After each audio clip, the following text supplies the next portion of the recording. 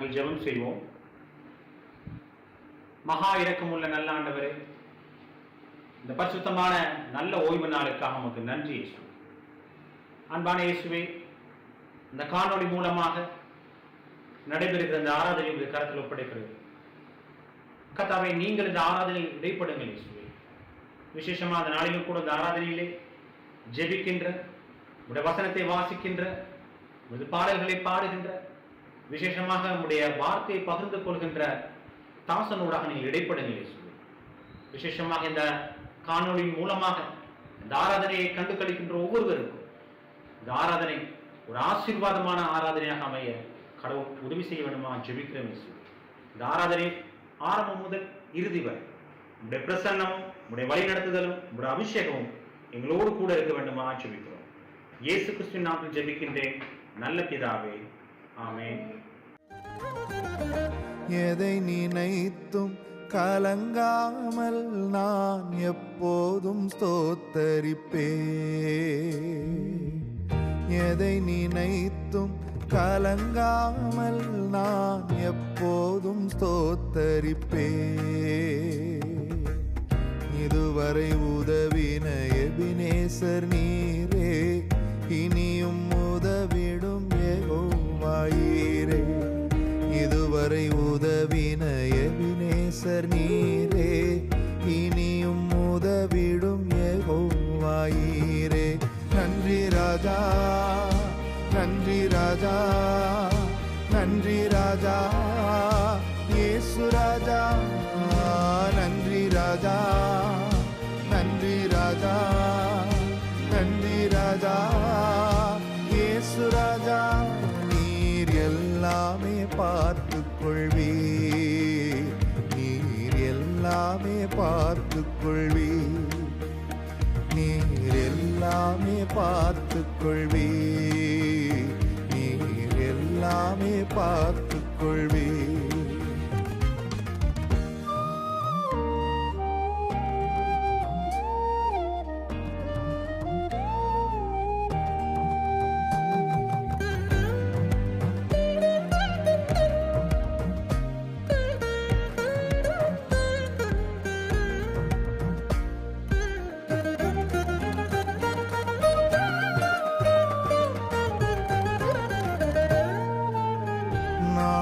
தினத்திற்கு எஜமான நீரே, நாளைய கவலையோ கலக்கமோ இல்லை. நாளைய தினத்திற்கு எஜமான நீரே, நாளைய கவலையோ கலக்கமோ இல்லை. குறைகள் நீக்கிடுவே, நிறைவாயாக்கிடுவே, திருப்தியாக்கிடுவே, துதித்து மகிழச் செய்வே. குறைகள் நீக்கிடுவே,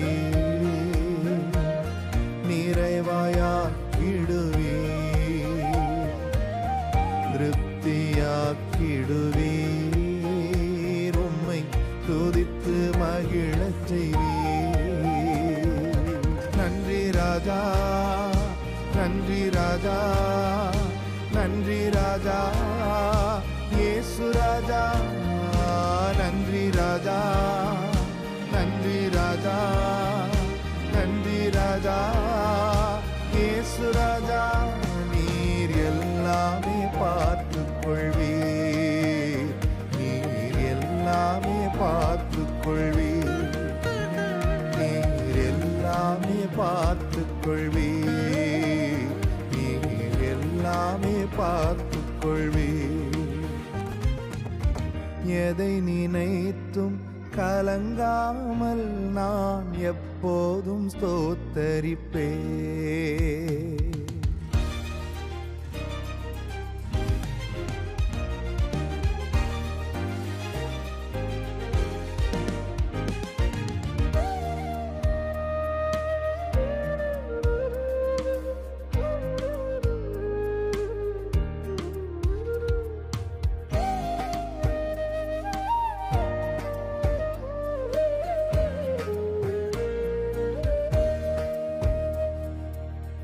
முன்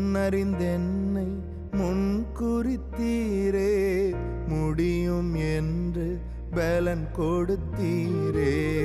முன்னறிந்தென்னை முன் குறித்தீரே, முடியும் என்று பலன் கொடுத்தீரே.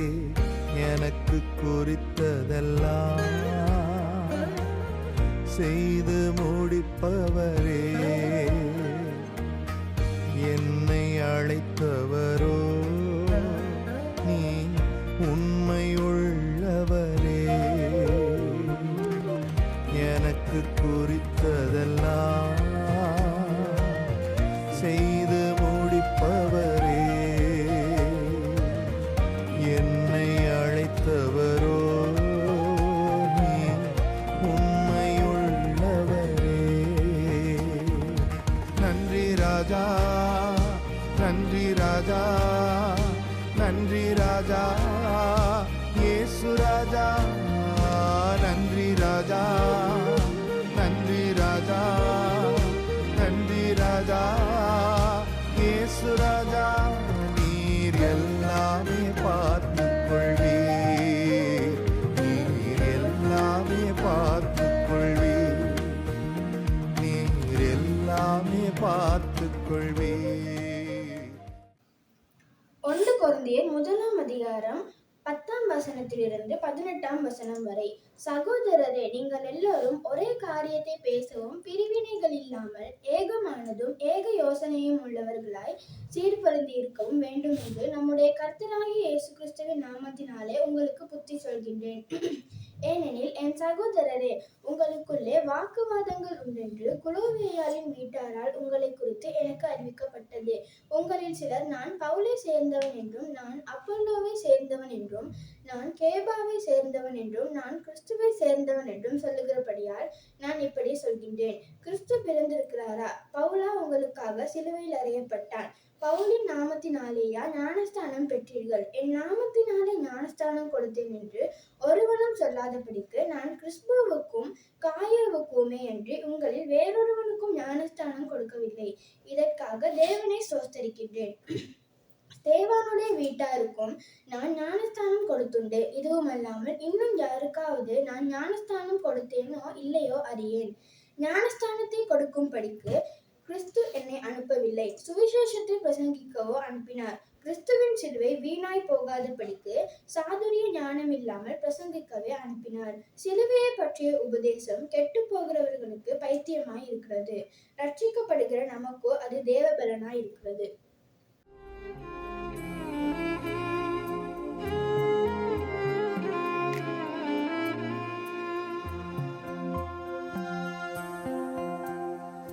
தேவனே, நான் உமதண்டையில்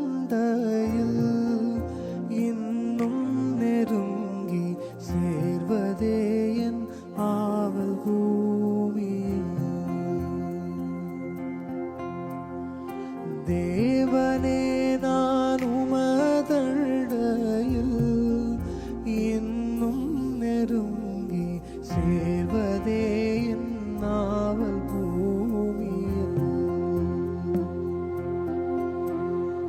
மாவலிய கோரமாக வன் சிலுவை மீதினில் நான், மாவலிய கோரமாக வன் சிலுவை மீதினில் நான், கோவை துங்க நேரிடினும் ஆவலாயும்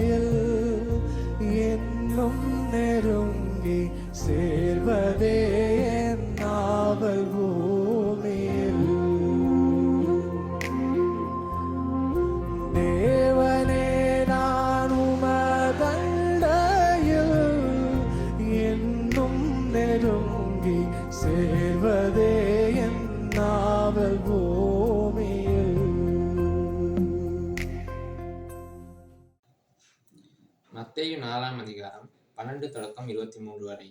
யோவான் காவலில் வைக்கப்பட்டான் என்று இயேசு கேள்விப்பட்டு கலிலேயாவுக்கு போய் நாசரேத்தை விட்டு செபுலோன் நப்தலி எனும் நாடுகளின் எல்லைகளில் இருக்கும் கடற்கரைக்கு அருகான கப்பர்நகூமிலே வந்து வாசம் பண்ணினார். கடற்கரை அருகிலும் யோர்தானுக்கு அப்புறத்திலும் உள்ள செபுலோன் நாடும் நப்தலி நாடும் ஆகிய புறஜாதியருடைய கலிலேயாவிலே இருளில் இருக்கும் ஜனங்கள் பெரிய வெளிச்சத்தை கண்டார்கள். மரண இருளின் திசையில் இருக்கிறவர்களுக்கு வெளிச்சம் உதித்தது என்று ஏசாயா தீர்க்கதரிசியினால் உரைக்கப்பட்டது நிறைவேறும்படி இப்படி நடந்தது. அது முதல் இயேசு மனம் திரும்புகிறவர்கள் பரலோக ராஜ்யம் சமீபத்திருக்கிறது என்று பிரசங்கிக்க தொடங்கினார். இயேசு கலிலேயா கடலோரமாய் நடந்து போகையில் மீன் பிடிக்கிறவர்களாயிருந்த 2 சகோதரராகிய பேதுரு எனப்பட்ட சீமோனும் அவர் சகோதரன் அந்திரேயாவும் கடலில் வலை போட்டு கொண்டிருக்கும் போது அவர்களை கண்டு, என் பின்னே வாருங்கள், உங்களை மனுஷரை பிடிக்கிறவர்களாக்குவேன் என்றார்.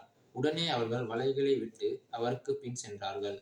அவர் அவ்விடம் விட்டு போகையில் வேற 2 சகோதரராகிய செபதேயுவின் மகன் யாக்கோவும் அவன் சகோதரன் யோவானும் தங்கள் தகப்பன் செபதேயுவுடனே படவிலிருந்து தங்கள் வலைகளை பழுது பார்த்து கொண்டிருக்கிற போது அவர்களை கண்டு அவர்களையும் அழைத்தார். உடனே அவர்கள் படவையும் தங்கள் தகப்பனையும் விட்டு அவருக்கு பின் சென்றார்கள். பின்பு இயேசு கலிலேயா எங்கும் சுற்றி நடந்து அவர்களுடைய ஜெப ஆலயங்களில் உபதேசித்து ராஜ்யத்தின் சுவிசேஷத்தை பிரசங்கித்து ஜனங்களுக்கு உண்டாயிருந்த சகல வியாதிகளையும் சகல நோய்களையும் நீக்கி சொஸ்தமாக்கினார். இயேசு கிறிஸ்துவின் நாமத்தினாலே உங்கள் அனைவரையும் வாழ்த்துகின்றேன். இந்த வாரம் நாம் நற்செய்தி புத்தகத்திலிருந்து வாசிக்கும்படியாக தெரிந்து கொண்ட வேத பகுதி மத்தேயு எழுதின சுவிசேஷம் 4வது அதிகாரம் 12வது வசனம் தொடங்கி 23வது வசனம் வரைக்குமான வேத பகுதி ஆகும். இந்த வேத பகுதியிலே பல்வேறுபட்ட பகுதிகள் காணப்படுகிறது. யோவான் ஸ்நானகன் சிறையில் அடைக்கப்பட்டிருப்பதை கேள்விப்பட்ட போது இயேசு அவ்விடத்தை விட்டு புறப்பட்டு அவர் கலிலேயாவுக்கு போகின்றார் என்கின்ற தகவலோடு கூட இந்த வேத பகுதி ஆரம்பிக்கிறது. உண்மையாகவே இயேசுவும் பேதுரு அங்கே யோவானும் ஒருவருக்கொருவர் மிகவும் நெருக்கமானவர்களாக இருந்தார்கள். அவர்கள் பிறப்பிலிருந்தே உறவினர்களாக கூட காணப்படுகிறார்கள். ஒரு பக்கம் அவர்கள் உண்மையில் உறவினர்கள், அத்தோடு அவர்கள் ஒருவருக்கொருவர் மிகவும் நெருக்கமானவர்களாக இருந்தார்கள். யோவான் உண்மையிலே மக்களை அங்கே மேசியாவை சந்திப்பதற்காக அவர்களை ஆயத்தப்படுத்தி வந்தான். இயேசு மேசியாவாகவே இந்த பூமிக்கு வந்தார். அவர்கள் இருவரும் ஒருவருக்கொருவர் மிகவும் நெருக்கமாக இருந்தார்கள். இந்த சூழ்நிலையானது யோவானுக்கு மட்டுமல்ல, இயேசுவுக்கும் கூட ஒரு கடினமான சூழ்நிலையாக காணப்பட்டது. இந்த நிலைமை யோவானுக்கு ஒரு கஷ்டமான நிலைமையாக இருக்கும் என்பதை இயேசு அறிந்திருந்தும் இது எப்படி யோவானுடைய முடிவை நிர்ணயிக்கப் போகிறது என்பதை இயேசு முன்கூட்டியே அறிந்திருந்த போதிலும் தன்னால் ஏதாவது செய்யக்கூடிய நிலை இருந்தாலும் அவனை காப்பாற்றாமல் விடுவிக்காமல் அந்த பிரச்சனையில் அவன் மரிப்பான் என்று அறிந்து அந்த இடத்தை விட்டு இயேசு போகிறார். இது மிகவும் கடினமான ஒரு காரியமாக இயேசுவுக்கும் இருந்திருக்கும். ஆனாலும் அது யோவானின் வாழ்க்கையிலே தேவனுடைய சித்தமாக இருக்கின்றது. ஆனால் இயேசு தனது வாழ்க்கையின் கடினமான காலகட்டத்தில் அவர் அந்த இடத்தை விட்டு புறப்பட்டு வெளியேறி கலிலேயா என்கிற பகுதிக்கு போவதை நாங்கள் இங்கே பார்க்கின்றோம். நாம் முன்னோக்கி செல்ல வேண்டிய நேரங்கள் இருக்கின்றது. அதே போல நாங்கள் சில இடங்களிலே விலகி போக வேண்டிய நேரங்களும் இருக்கின்றது. அத்தகைய நேரங்களில் அதற்கு ஏற்றபடி நடந்து கொள்வதும் தேவ சித்தத்தில் ஒரு பகுதிதான் என்பதை உங்களுக்கு காண்பித்து கொடுக்க உறுதிப்படுத்தி கூற நான் விரும்புகின்றேன். வாழ்க்கையில் நாம் பின்வாங்க வேண்டிய காலங்கள் இருக்கின்றது. நாம் பின்வாங்க வேண்டிய இடங்கள் இருக்கின்றது. நாம் ஓய்வெடுக்க வேண்டிய இடங்கள், நாம் மீள எழும்ப வேண்டிய இடங்கள், நம் வலியை நாங்கள் தாங்கிக் கொள்ள சமாளித்து கொள்ள வேண்டிய இடங்கள், நம் உணர்ச்சிகளை நாம் அடக்கி கொள்ள வேண்டிய இடங்கள், கர்த்தருடைய பிரசன்னத்தில் அதிகமான நேரத்தை செலவிட வேண்டிய காலங்கள் என்று பல்வேறுபட்ட பருவங்கள், காலங்கள் நம்முடைய வாழ்க்கையிலே இருக்கின்றது. இயேசுவும் அதைத்தான் இங்கே செய்கின்றார். எனவே நீங்கள் ஓய்வு எடுக்க வேண்டிய ஒரு நேரத்தில் ஓய்விலே இருந்தால் அதை பற்றி குற்ற உணர்ச்சியோடு இருக்க வேண்டாம். நீங்கள் கடந்து செல்லும் எந்த காரியத்திலும், நீங்கள் எதிர்கொள்கின்ற எந்த கடினமான சூழ்நிலைகளிலும் உங்கள் வாழ்க்கையில் அல்லது இதயத்தில் உள்ள வலியை சமாளிக்க உங்களுக்கு தேவையான நேரத்தை நீங்கள் எடுத்துக்கொள்ளுங்கள்.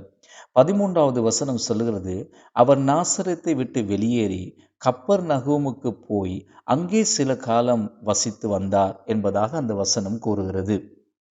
இப்போது அவர் இங்கே ஒரு நகர்வை மேற்கொள்கின்றார். அவர் கடற்கரையில் இருந்ததாக அந்த வேத பகுதி நமக்கு சொல்லுகிறது. இங்கே தண்ணீரை பற்றி நாங்கள் பார்க்கிறோம். அது நமக்கு மிகவும் உதவுகின்ற ஒரு காரியம் என்று நான் நினைக்கிறேன். அது ஒரு குணப்படுத்தும் தைலமாக கூட இருக்கிறது. இயற்கையும் மிகவும் சுகமானது. அது நம்மை சுகப்படுத்துகிறது, குணப்படுத்துகிறது.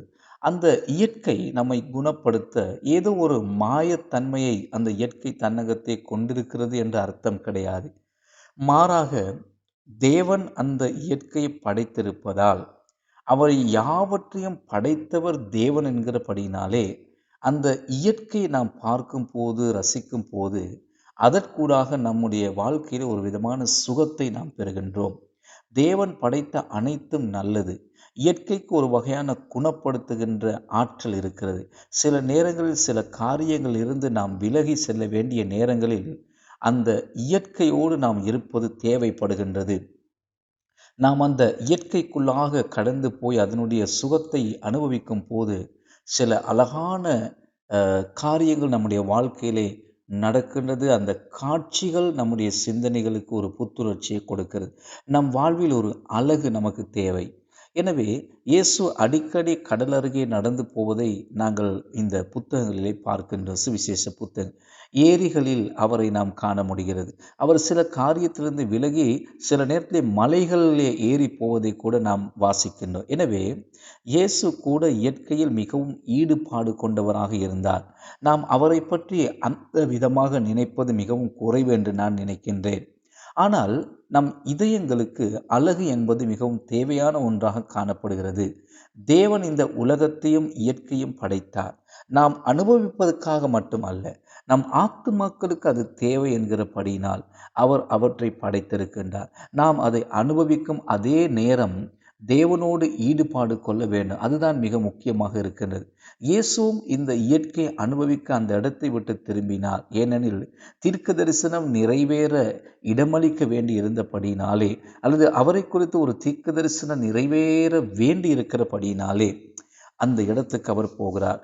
மேலும் 14வது வசனத்தை நாங்கள் வாசிக்கும் போது அது நமக்கு தொடர்ந்து இவ்வாறு கூறுகிறது. அதாவது, இருளிலே வாழ்ந்து கொண்டிருந்த அந்த பகுதியில் இருக்கிற மக்கள் ஒரு பெரிய வெளிச்சத்தை காண்பார்கள் என்பதாக, மரண இருளிலே நடக்கிறவர்கள் வெளிச்சத்தை காண்பார்கள், அல்லது வெளிச்சம் அவர்கள் மேல் பிரகாசிக்கும் என்பதாக சொல்லப்பட்ட தீர்க்க தரிசனம் நிறைவேற வேண்டியதாக இருந்தது. இந்த வேதனையான ஒரு சூழ்நிலையின் மத்தியிலும் கூட தீர்க்க தரிசனத்தின் நிறைவேறுதல் அங்கே நடைபெறுகிறது. அந்த மக்களுக்கு இயேசு ஒளியாக செல்கின்றார். இன்றும் அவர் இந்த உலகத்தின் ஒளியாக இருக்கின்றார். அன்று தொடங்கி இன்று வரைக்கும் இந்த எளிய ஆனால் மிகவும் வல்லமை வாய்ந்த செய்தியை பிரசங்கிக்க அவர் தொடங்கினார். இந்த செய்திதான் மனம் திரும்புங்கள், பரலோக ராஜ்யம் சமீபமாக இருக்கிறது என்ற செய்தி. இயேசு கிறிஸ்துவின் இந்த செய்தியை, வேதாகமத்தின் நற்செய்தியை அல்லது இரட்சிப்பின் செய்தியை நீங்கள் சுருக்கமாக ஒரு வார்த்தைக்கு உட்படுத்தி கூறுவீர்களானால் அது இதுதான். அதாவது, மனம் திரும்புங்கள், உங்கள் வழிகளை விட்டு திரும்புங்கள், காரணம் கர்த்தருடைய ராஜ்யம் சமீபமாக இருக்கிறது என்பதாகும். இயேசு வந்ததால் அது இன்னமும் நெருங்கிவிட்டது. காரணம் அவரே வழி, அவரே சத்தியம், அவரே ஜீவனாயிருக்கின்றார். ஆகையால் உங்கள் வழிகளை விட்டுவிட்டு நீங்கள் அவர் பக்கமாக திரும்பி தேவனுடைய ராஜ்யத்தின் யதார்த்தத்தை அனுபவியுங்கள். உண்மையில் அடுத்த வசனத்திலிருந்து நாம் பார்க்கும் போது அவர் ஜனங்களை தம்மை பின்பற்றும்படியாக அழைக்கின்றார். 23வது வசனம் இப்படி கூறுகிறது: இயேசு கலிலேயா முழுவதும் சென்று அங்கே அவர்களின் ஜெப ஆலயங்களுக்குள்ளே பிரவேசித்து அங்கே போதித்து ராஜ்யத்தின் நற்செய்தி அங்கு கூடி வந்த மக்களுக்கு பிரசங்கித்து வந்தார். அவ்வாறு அவர் பிரசங்கித்த போது மக்களுக்குள் இருந்த நோய்கள், பிணிகள் எல்லாம் அவர்களை விட்டு நீங்கி இயேசு அவர்களை குணப்படுத்தினார். இந்த காரியத்தை நாங்கள் பார்க்கும் போது இயேசுவின் ஊழியத்தில் பல காரியங்கள் இருப்பதை நாங்கள் பார்க்கிறோம். அல்லது பல்வேறுபட்ட ஊழியங்களில் இயேசு ஈடுபடுவதை நாங்கள் பார்க்கிறோம். அது எனக்கு மிகவும் பிடித்த ஒன்றாக காணப்படுகிறது.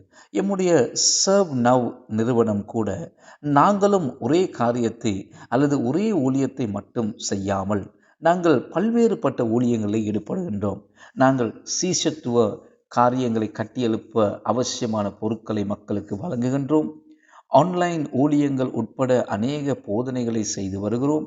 அத்தோடு மக்களை அவர்கள் இருக்கும் இடத்திலே நாங்கள் சந்திக்கிறோம். அவர்களின் தேவைகளுக்கு ஏற்ப அவர்களுக்கு ஊழியம் செய்து வருகிறோம். துன்பத்திலும் போராட்டத்திலும் இருக்கும் மக்களுக்கு இரக்கம் காட்டவும் குணப்படுத்துதலை அவர்கள் வாழ்க்கைக்குள் கொண்டு வரவும் நாம் முயற்சிக்கும் பல வழிகள் இருக்கிறது. இயேசுவுக்கு வெறும் போதிக்கும் ஊழியம் மட்டும் இருக்கவில்லை என்பதை இந்த பகுதிக்கூடாக நாங்கள் காண்கின்றோம். அவருக்கு வெறும் பிரசங்க ஊழியம் மட்டும் இருக்கவில்லை, வெறும் சுவிசேஷ ஊழியம் மட்டும் இருக்கவில்லை, வெறுமனே மக்களை விடுவிக்கின்ற விடுதலை செய்கின்ற ஊழியம் மட்டும் இருக்கவில்லை, அல்லது வெறுமனே குணப்படுத்துகின்ற ஊழியங்கள் மாத்திரம் இருக்கவில்லை.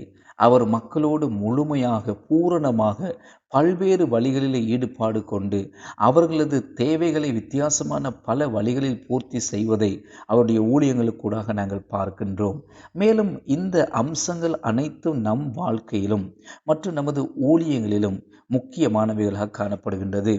அவர் அந்த இடத்தை விட்டு சிறிது விலகி வெளியே போனாலும் 18வது வசனம் முதல் 22வது வசனம் வரையிலான பகுதியை நாம் பார்க்கும் போது இயேசு கலிலேயா கடலின் அருகே நடப்பதை காண்கின்றோம். கவனியுங்கள், இந்த சம்பவம் ஒரு ஜெப ஆலயத்துக்குள்ளே அல்லது 4 சுவருக்குள்ளே நடக்கின்ற சம்பவங்கள் கிடையாது.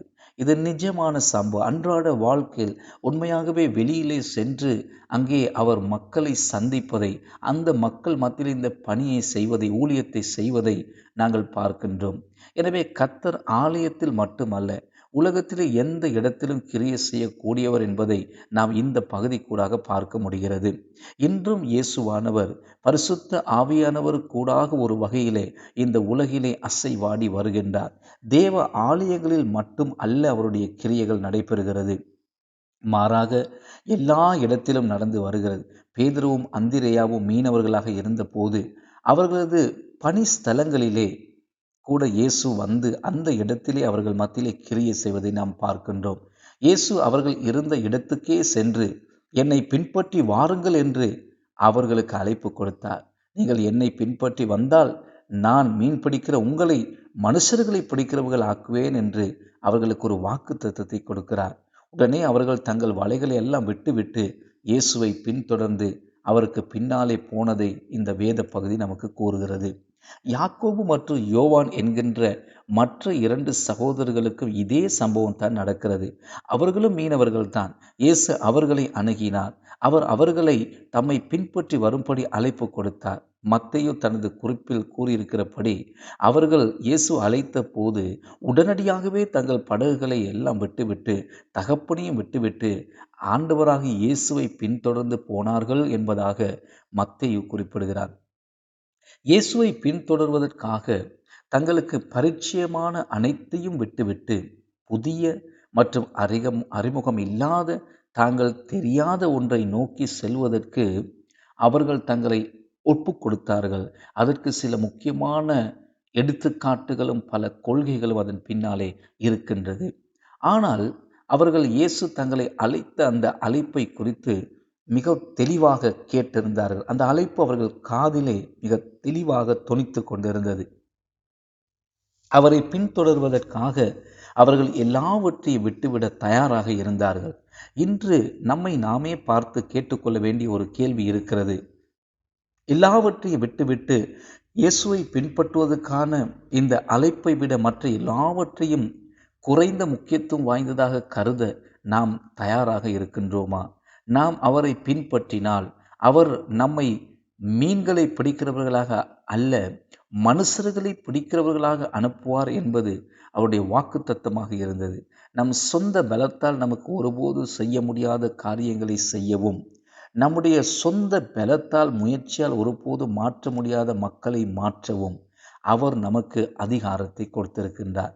அதை தான் இயேசு இங்கே செய்கின்றார். அவர் சாதாரண மக்களை அழைத்து அசாத்தியமான காரியங்களை அவர்களுக்கூடாக செய்து வருகின்றார். அதுதான் சீஷத்துவத்தின் உண்மையான பிரதிபலிப்பாக அல்லது மிகவும் நமக்கு அதிர்ச்சி உண்டு பண்ணுகின்ற ஒரு விசித்திரமான காரியமாக இந்த சீஷத்துவத்திலே அது காணப்படுகின்றது. இயேசுவை பின்பற்றுவதில் உள்ள சிறப்பு என்னவென்றால், அவர் நம் வாழ்க்கையை கொண்டு இயற்கைக்கு அப்பாற்பட்ட வழிகளிலே செயல்படுவதுதான். நான் இத்துடன் எனது செய்தியை முடிக்க விரும்புகிறேன். நமக்கு மிக குறைந்த நேரமே மீதமாயிருக்கிறது என்பது எனக்கு தெரிய இருந்தாலும், நீங்கள் இருக்கின்ற இடத்தில் கர்த்தர் உங்களை சந்திப்பார் என்றும், அவரை பின்பற்றுவதற்கான அவரது அழைப்பை நீங்கள் கேட்பீர்கள் என்றும், அவர் உங்களை அழைக்கும் வேலையை செய்ய உங்களுக்கு தேவையானதை அவரிடத்திலிருந்து நீங்கள் பெற்றுக்கொள்ள வேண்டும் என்றும் உங்களுக்காக நான் ஜெபித்து உங்களுக்கு சுகத்தையும் அதே போல அந்த ஆசீர்வாதத்தையும் பெற்றுக் கொடுக்க நான் உங்களுக்காக ஜெபிக்க விரும்புகின்றேன். தகப்பனே, இந்த செய்தியை கேட்ட உடைய பிள்ளைகளுக்காக நான் நமக்கு நன்றி செலுத்துகிறேன். குணமடைய வேண்டிய யாவருக்கு சுகத்தையும், விடுதலை தேவைப்படுகின்ற யாவருக்கும் விடுதலையையும், ஆண்டவரே பல சவால்களோடு போராடி கொண்டிருக்க யாவருக்கும் அதிலிருந்து ஒரு விடுதலையை பெற்றுக் கொடுக்கும்படியாக அவர்கள் ஆண்டவரே மீது ஆண்டவரே அந்த உம்முடைய ரட்சிப்பை அவர்கள் பெற்று அனுபவிக்கும்படியாக அவர்களுக்காக நான் ஜெபிக்கிறேன். போதை பழக்கமாக இருந்தாலும் சரி, தற்கொலை எண்ணங்களாக இருந்தாலும் சரி, பிசாசின் தாக்கமாக இருந்தாலும் சரி, அசுத்த ஆவிகளின் கட்டுகளாக இருந்தாலும் சரி, ஆண்டவரே நான் உம்முடைய வல்லமை விடுதலை அவர்கள் மீது அறிக்கையிடுகிறேன்.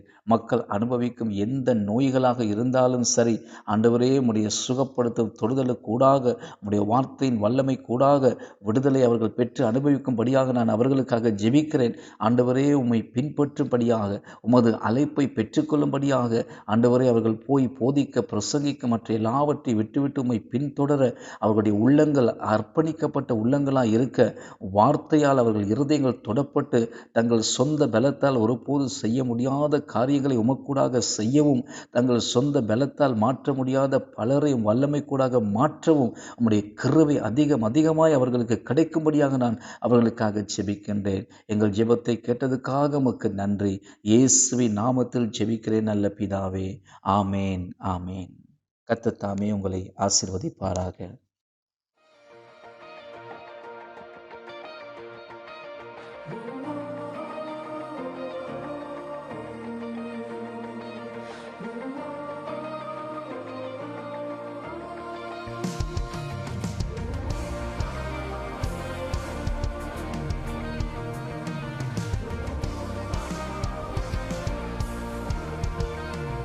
என்னை விசாரிப்பார், என்னை போஷிப்பார், எந்தன் தேவைகள் எல்லாம் சந்திப்பார்.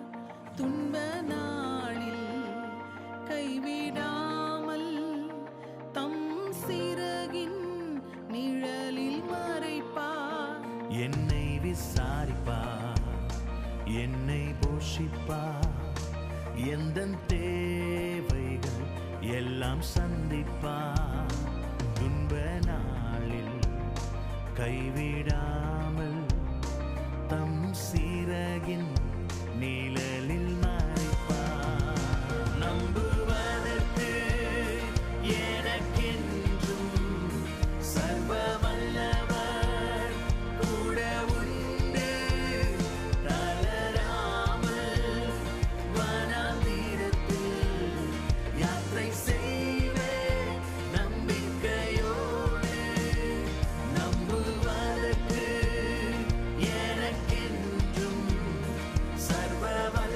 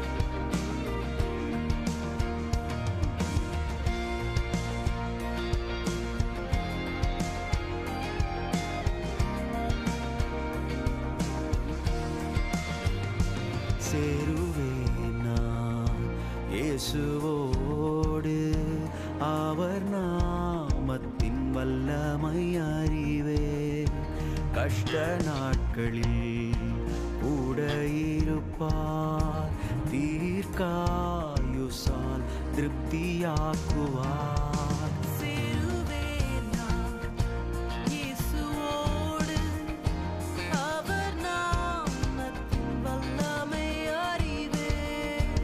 கஷ்ட நாட்களில் கூட இருப்பார், தீர்க்காயுசால் திருப்தியாக்குவார்.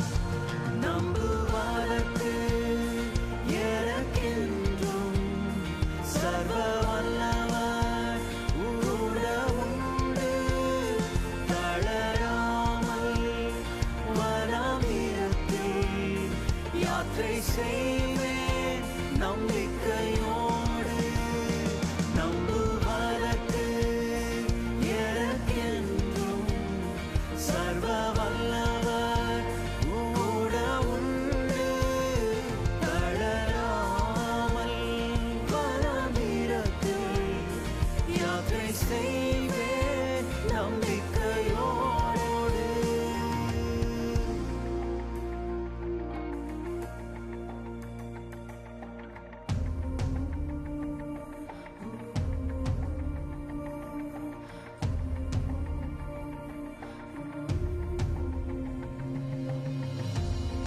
மகிமையின் நம்பிக்கையே இயேசுவே. மகிமையின் நம்பிக்கையே இயேசுவே. மகிமையின் நம்பிக்கையே இயேசுவே. மகிமையின் நம்பிக்கையே இயேசுவே. மகிமையின் நம்பிக்கையே இயேசுவே. மகிமையின் நம்பிக்கையே இயேசுவே. நம்புவதற்கு எனக்கென்றும் சர்வ வல்லவர் கூட உண்டு. தளராமல் வனாந்திரத்தில் யாத்திரை செய்வேன் நம்பிக்கையோடு. நம்புவதற்கு எனக்கென்றும் சர்வ வல்லவர் கூட உண்டு. தளராமல் வனாந்திரத்தில் யாத்திரை செய்வேன் நம்பிக்கையோடு.